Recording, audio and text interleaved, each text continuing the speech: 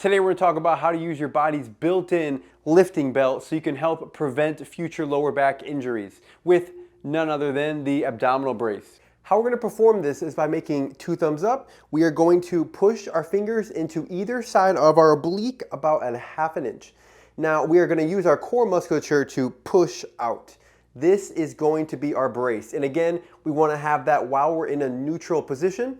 Now, this is going to be supporting the spine. And again, the reason why we would want to do that, if you had like a discogenic or a vertebral issue, keeping that supported instead of having it move around more, say when you're bending over to pick something up or whatnot, is going to be a huge help for its recovery. However, we want to keep one thing in mind, is that the brace is a tool. This is not meant to be done 24/7. There is a compressive penalty for this as well. And what that means is when you are squeezing the musculature of your core, that does put pressure on the spine.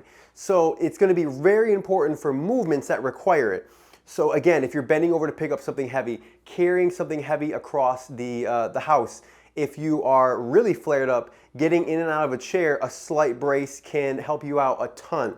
So if we do it during these opportune times, it can be a very valuable tool. But if we continue to do it all the time, that is going to be an issue in itself. And finally, one thing to remember is we want to tone the brace to the activity.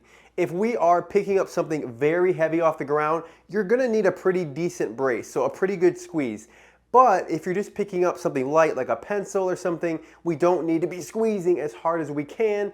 We could just get a nice mild brace toned for the activity.